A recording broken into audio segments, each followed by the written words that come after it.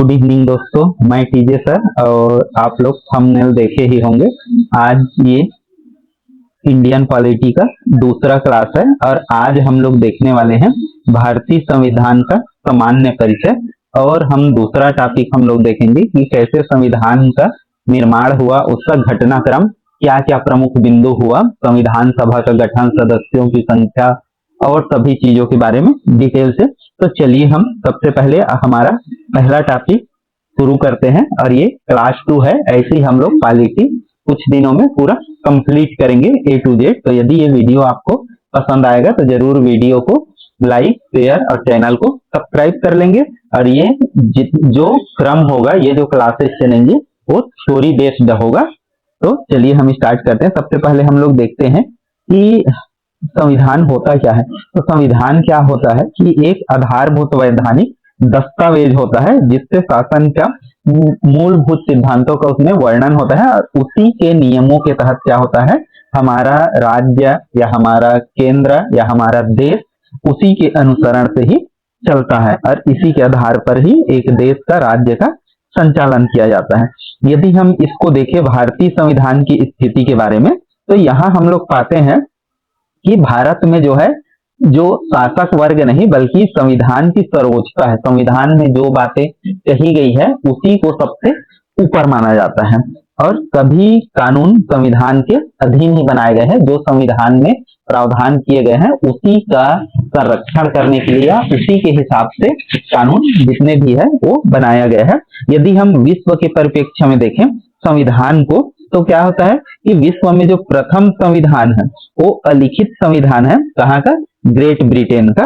यहाँ का संविधान लिखित नहीं है, अलिखित है, लेकिन वहां प्रथम संविधान है। और यदि हम लिखित संविधान की बात करें तो ये संयुक्त राज्य अमेरिका का है।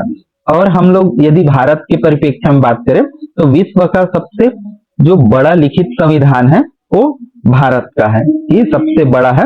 और भारत के संविधान की प्रकृति हम लोग देखें तो ये लिखित भी है और साथ में लचीला भी है। यहाँ का संविधान लचीला है और लिखित है और बहुत विशाल है।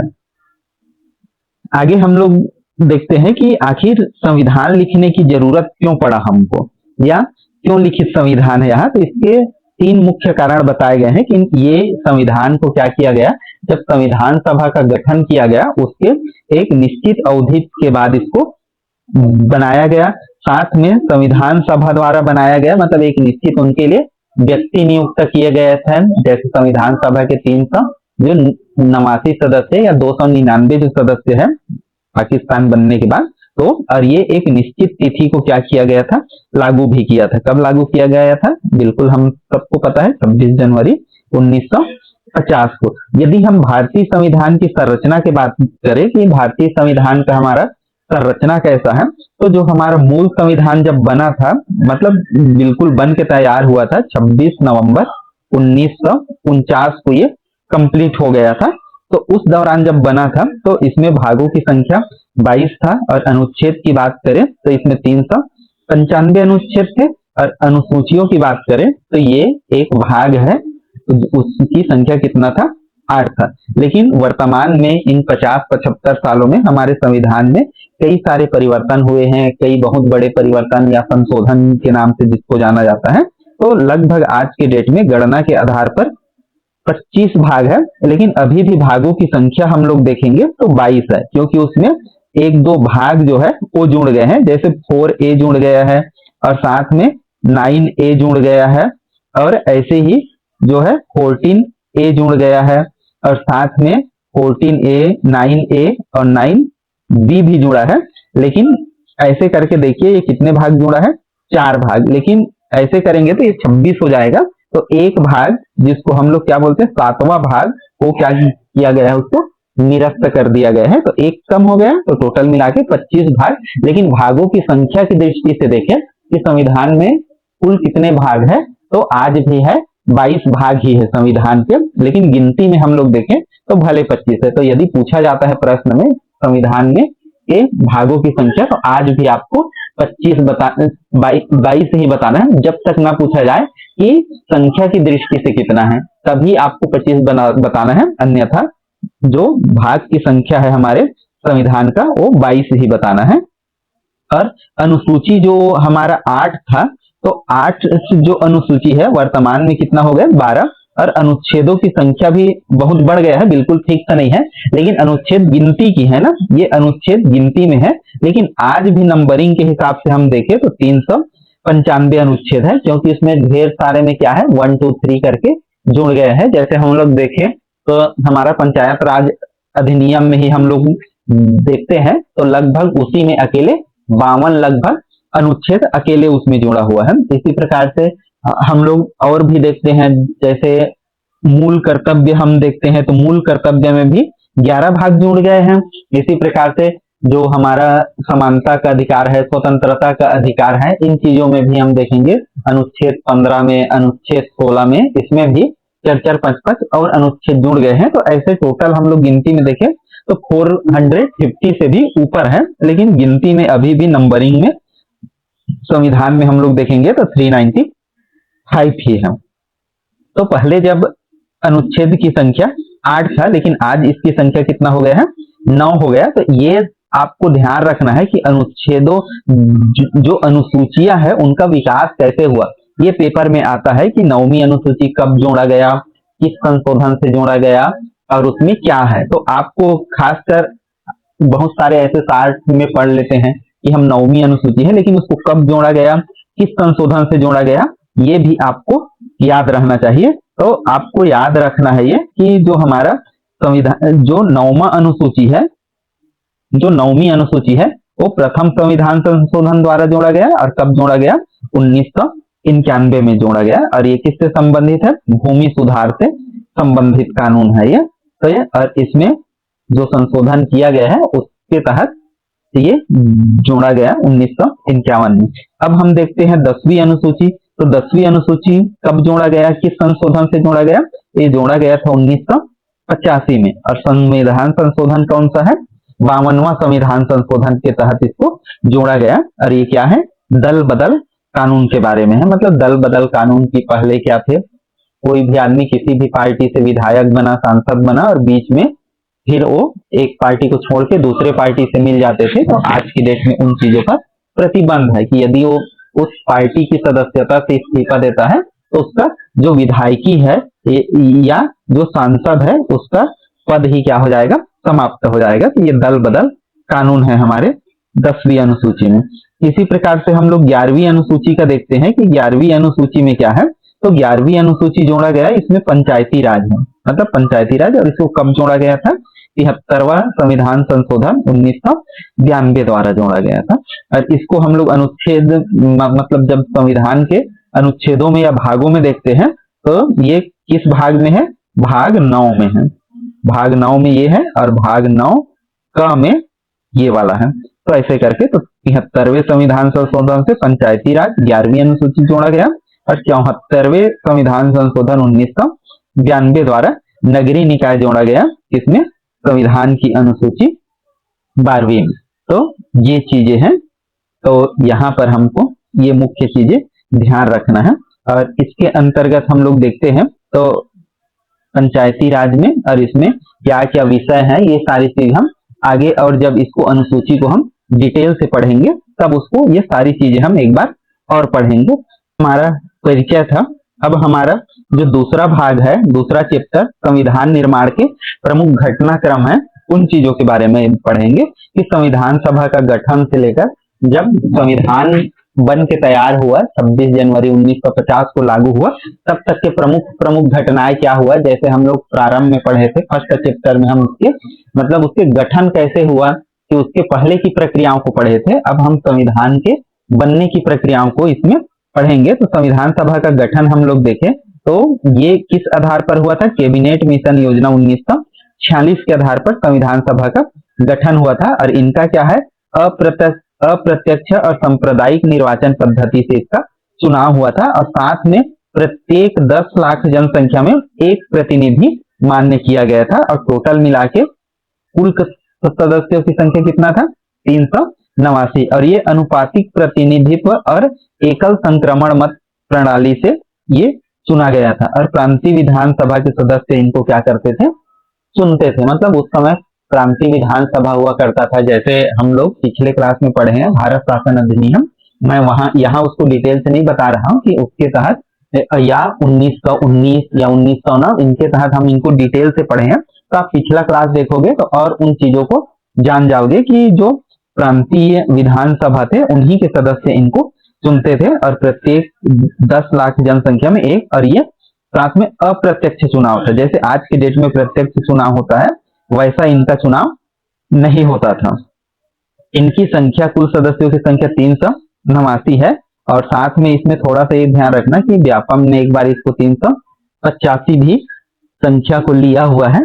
तो 385 संख्या इसलिए लिया कि इसका तोड़ देखिए कि यदि हम इसका डिस्ट्रीब्यूशन करें तो जो ब्रिटिश प्रांत है उसमें सदस्यों की संख्या 292 था, और जो देसी रियासत है उसमें सदस्यों की संख्या, मतलब उसके सदस्यों की संख्या 93 था, जबकि 4 कमिश्नरी क्षेत्र थे। और ये 4 कमिश्नरी क्षेत्र कौन थे? दिल्ली, अजमेर, कुर्ग और बलूचिस्तान। तो आपको ये भी पता होना चाहिए कि जो 4 जो ऐसे क्षेत्र थे कमिश्नरी प्रांत थे उसको इसमें शामिल नहीं किया गया था। तो 385 एक बार आंसर लिया था व्यापम ने। तो ये चीजें आपको ध्यान रखना है, क्योंकि ये पेपर में आता है खास कि मतलब 385 सदस्यों में से कैसे इनका वितरण हुआ था। ये चीज आपको थोड़ा सा ध्यान रखना है। अब आगे हम लोग देखते हैं विभाजन के बाद की बात करें तो विभाजन के बाद हम लोग देखते हैं कि कुल सदस्यों की संख्या कितना हो गया था? 299। और संविधान जब बन के तैयार हुआ तो उसमें सदस्यों ने, कितने सदस्यों ने हस्ताक्षर किए? तो 284 सदस्यों ने इस पर हस्ताक्षर किया था।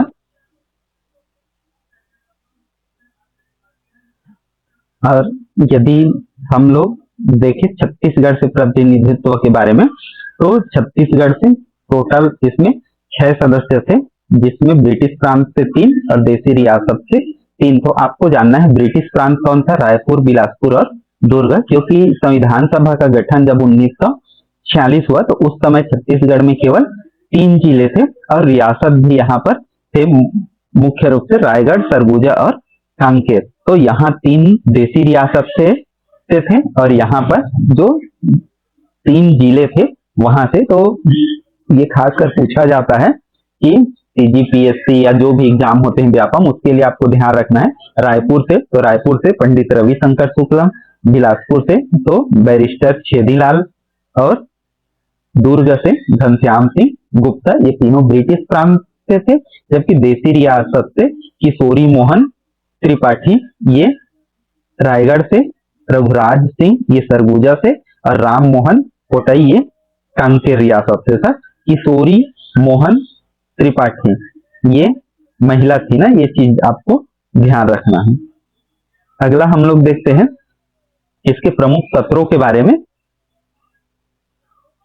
तो प्रमुख सत्रों के बारे में हम लोग देखते हैं तो इसका शुरुआत हुआ था, जो पहला सत्र स्टार्ट हुआ था 9 से 23 दिसंबर तक चला था। सत्र मतलब आज के डेट में संसद का जो सत्र चलता है हम लोग देखते हैं वही चीजें हैं कि संसद का सत्र चलता है, मानसून सत्र, ग्रीष्मकालीन सत्र या शीत सत्र, ऐसे करके। तो वही चीजें होता है कि कुछ दिनों तक, तो 9 से 23 तक चला, और अंतिम सत्र हम देखें तो 14 से 26 नवंबर तक चला था। और इसका महत्वपूर्ण घटनाक्रम में देखें हम तो पहला जो सत्र चला था वो, या पहली बैठक हुआ था 9 दिसंबर 1946 को हुआ था, और उसके अध्यक्ष थे, मतलब अस्थायी रूप से उस दिन जब शुरू बैठक हुआ तो उस दिन के लिए चुना गया था सच्चिदानंद सिन्हा जी को, और उपाध्यक्ष चुना गया था फ्रैंक एंथोनी को। लेकिन जब दूसरा बैठक हुआ 11 दिसंबर 1946 को, तो 11 दिसंबर 1946 को जब हुआ तो ये स्थायी सदस्य चुने गए डॉक्टर राजेंद्र प्रसाद, जबकि 2 उपाध्यक्ष चुना गया H.C.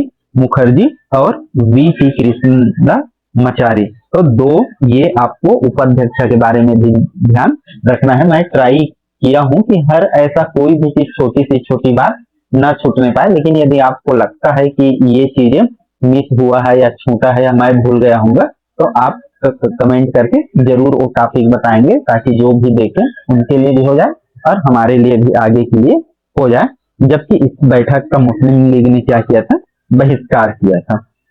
आगे हुआ 13 दिसंबर को। तो 13 दिसंबर 1946 को, तो ये बहुत महत्वपूर्ण डेट है क्योंकि इसी दिन पंडित जवाहरलाल नेहरू ने एक उद्देश्य प्रस्ताव प्रस्तुत किया गया था, जिसे 22 जनवरी 1947 को जो संविधान सभा द्वारा एक्सेप्ट किया गया था, स्वीकार किया गया था, और यही उद्देश्य प्रस्ताव जो है पारित हुआ। तो आगे चलकर भारतीय संविधान का क्या बना, प्रस्तावना बना। तो ये पेपर में आता है कि पंडित जवाहरलाल नेहरू ने उद्देश्य प्रस्ताव कब प्रस्तुत किया गया था और वो कब स्वीकार हुआ था। तो आपको डेट समेत इसको ध्यान रखना है, 13 दिसंबर 46 और 22 जनवरी 1947 को। और 22 देखो 22 जनवरी था ना 47 को, ये क्या हुआ था, उद्देश्य प्रस्ताव स्वीकार किया गया था। लेकिन 22 जुलाई 1947 को राष्ट्र ध्वज को अपनाया गया था। हमारा जो राष्ट्र ध्वज है वो 22 जुलाई 1947 को अपनाया गया था। और 11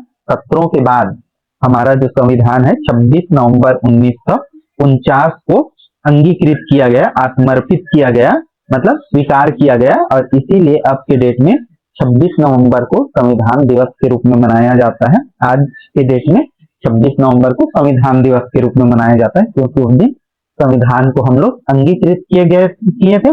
और साथ में उसी दिन 16 जो अनुच्छेद है, जो 395 में से 16 अनुच्छेद है, इनको लागू किया गया। इसको मैं आगे नीचे में और उसके पूरे क्रम से उसको बताऊंगा। तो यहाँ पर हम लोग इतने देखें तो यहाँ 24 जनवरी 1950 को अंतिम बैठक होता है संविधान सभा का। सत्र देखो, सत्र यदि बोला जाए तो सत्र बोला जाए तो ये 26 नवंबर तक चला था ना, 14 से 26 नवंबर तक। जबकि बैठक बोले तो बैठक कब हुआ था, अंतिम बैठक 24 जनवरी 1950 को। और इसी दिन 284 सदस्यों द्वारा इस पर हस्ताक्षर किया गया। और आपसे पूछा जा सकता है कि कितने प्रतियों में हस्ताक्षर किया गया, तो संविधान का 3 प्रति बनाया गया था जिसमें उसका हस्ताक्षर किया गया था। साथ में इसको ये भी पूछा जाता है कि हमारे संविधान को किसने लिखा गया था, तो प्रेम बिहारी राय ज्यादा ने हमारे संविधान को हस्तलिखित किया था, हाथ से मतलब लिखा था। और इसी दिन 24 जनवरी 1950 को जब 284 सदस्यों द्वारा हस्ताक्षर हुआ, उसी दिन हमारे राष्ट्रगान को, राष्ट्रगीत को अंगीकृत किया गया, अपनाया गया और साथ में उसका गायन भी किया गया संविधान सभा में ही। और डॉक्टर राजेंद्र प्रसाद को प्रथम राष्ट्रपति के रूप में भी नियुक्त किया गया। और 26 जनवरी 1950 को हमारा संविधान अंततः लागू हुआ और भारत 26 जनवरी 1950 को ही क्या बना, एक गणराज्य के रूप में हुआ। तो इसलिए 26 जनवरी का विशेष महत्व है। जब आपके में ये भी प्रश्न आ सकता है कि जब 26 नवंबर को हमारा संविधान अंगीकृत हो गया, 16 अनुच्छेद लागू भी हो गए, तो 26 जनवरी को क्यों हम गणतंत्र दिवस मनाते हैं। तो इसका इतिहास है क्योंकि जब 31 दिसंबर 1929 का डेट जब लाहौर अधिवेशन हुआ था, मतलब नेहरू जी की अध्यक्षता में, तब वहीं ये डिसाइड किया गया था कि हम अगले साल 26 जनवरी 1930 को हम स्वतंत्रता दिवस मनाएंगे। तो उसी समय से क्या हो रहा था, 1930 को पहला स्वतंत्रता दिवस मनाया गया था। और इसी के कारण, उसी के याद में कि उस समय से हर 30 जनवरी 1930 से, इसके बाद से 26 जनवरी को स्वतंत्रता दिवस के रूप में मनाया जा रहा था। इस कारण इस दिन लागू हुआ। अब क्योंकि हमारा जो स्वतंत्रता दिवस है वो 15 अगस्त तक हो गया, तो इसको क्या किया गया, संविधान दिवस, संविधान को उस दिन लागू किया गया। और उसी दिन से हमारा फिर क्या हुआ, ये सारी चीजें लागू हुआ और उस दिन हम गणतंत्र दिवस के रूप में मनाते हैं और हम लोग एक गणराज्य भी बन गए। आगे हम लोग इसमें कुछ समितियों के बारे में देखें, प्रमुख समितियों के बारे में। तो इसमें सबसे मेन था प्रारूप समिति और इसके अध्यक्ष कौन थे, BR अम्बेडकर। संघ संविधान समिति भी था जिसके अध्यक्ष कौन थे, जवाहरलाल नेहरू जी। प्रांतीय संविधान समिति था या राज्य संविधान समिति बोलते हैं, प्रांत संविधान, उसके पटेल जी थे, सरदार वल्लभ भाई पटेल। मूल अधिकार समिति के भी कौन थे, सरदार वल्लभ भाई पटेल। जबकि झंडा समिति के अध्यक्ष कौन थे, डॉक्टर राजेंद्र प्रसाद। साथ में संचालन समिति भी था, तो उसका भी अध्यक्ष है। एक इसमें एक और महत्वपूर्ण समिति होता है संचालन समिति, ये नहीं लिख पाया मैं, तो संचालन समिति, इसके भी अध्यक्ष कौन थे, राजेंद्र प्रसाद। तो राजेंद्र प्रसाद थे और ऐसे करके और कई सारे समितियां थे तो सारी चीजों को मैं इसमें नहीं किया हूं, मतलब ये प्रमुख रूप से इन समितियों के बारे में आपको खास ध्यान रखना है। आगे हम लोग देखते हैं ड्राफ्टिंग कमेटी का गठन कब हुआ था। तो ड्राफ्टिंग कमेटी मतलब वही प्रारूप समिति है, उसका जो गठन हुआ था 29 अगस्त 1947 को हुआ था। ये भी प्रश्न कई बार कई एग्जामों में आया हुआ है, चाहे पीएससी हो, एसएससी हो, व्यापम हो या रेलवे में, ये सवाल भी आया हुआ है कि प्रारूप समिति का गठन कब किया गया। तो आपको ध्यान रखना है 29 अगस्त 1947 पर बताया है। इसके अध्यक्ष कौन थे? डॉक्टर भीमराव अंबेडकर। और इसके संविधान के बारे में और कुछ मुख्य तथ्य थे, इनको भी हम लोग जान लेते हैं कि जैसे संविधान निर्माण में कितना समय लगा, ये हम जानते हैं 2 वर्ष 11 माह 18 दिन। संवैधानिक सलाहकार कौन थे? बी.एन. राव, ये पूछा ही जाता है। और लेकिन ये भी ध्यान रखना कि बी.एन. राव संविधान सभा के सदस्य नहीं थे, ये क्या थे? संवैधानिक सलाहकार थे। अंबेडकर जी को संविधान सभा के जनक के रूप में जाना जाता है और इसमें हैदराबाद ने भाग नहीं लिया था, हैदराबाद भाग नहीं लिया था, हैदराबाद का निजाम। और हैदराबाद को पटेल ने क्या किया था? ऑपरेशन पोलो के तहत इसको पुलिस कार्यवाही करके क्या किया गया था? फिर भारत में मिलाया गया था। ऑपरेशन पोलो चलाया गया था, पुलिस कार्यवाही किया गया था उसके अंतर्गत। और हम कुछ चीजों के बारे में देखें तो महत्वपूर्ण इसमें क्या है कि हमारा इंडियन इंडिपेंडेंस एक्ट 1947 के तहत भारत का विभाजन हुआ, या उसको माउंटबेटन योजना बोला जाता है, या 3 जून की योजना के तहत भारत और पाकिस्तान का 14 अगस्त को बंटवारा होता है। 14 अगस्त को पाकिस्तान आजाद होता है और अगले दिन भारत 15 अगस्त को। ऐसा तो 26 जनवरी 1949 को जो 16 अनुच्छेद लागू हुए थे उनको चलिए हम लोग देख लेते हैं कि वे 16 अनुच्छेद कौन कौन से थे। यहाँ पर मैंने हर एक अनुच्छेद को बिल्कुल लिख दिया है। तो जो 16 अनुच्छेद लागू हुए थे तो 5 से लेकर 9 तक, ये पांचों अनुच्छेद क्या है? नागरिकता के हैं, मतलब संविधान के भाग 2 में है ये, नागरिकता में। फिर 60 है, फिर 324 है, 366 और 67, 79 और देखो याद रखना आसान ही है, 5 से 9, फिर 60 और 324, फिर 66, 67, 379, 80, फिर 88 एक अकेला है बीच में, फिर 391 से 394। ये 16 अनुच्छेद आपको ध्यान रखना है कि ये क्या हुआ कि संविधान जिस दिन अंगीकृत किया गया उसी दिन से इसको लागू कर दिया गया। अगला, इसी दिन राष्ट्र जो प्रतीक है ये बरगद है, तिरंगे का सफेद रंग शांति का प्रतीक है। और हमारा राष्ट्रीय प्रतीक कौन सा है? जो शेर होता है, जो अशोक स्तंभ वाला शेर, सारनाथ का जो बोलते हैं, जिसके चारों तरफ शेर है, उसको हम 1950 में उसको हम लोग क्या किए थे? अपनाए थे। तो इस प्रकार हम लोग देखते हैं। तो यदि हम और 60 में देखें एग्जाम के जरिए से, तो प्रारंभिक सदस्य 389 थे, लेकिन विभाजन के बाद कितने सदस्य बन गए? 299 और 284 क्या थे? हस्ताक्षर की इसमें संविधान बना। तो अधिवेशनों की संख्या हम लोग देखें तो 11 रहा। और इसके डिटेल कई सारे चीज जैसे है तो हम आगे और देखेंगे। इसमें महिलाओं की संख्या भी पूछा जाता है, तो महिलाओं की संख्या लगभग 15 था, तो ये भी हम इसमें देखते हैं।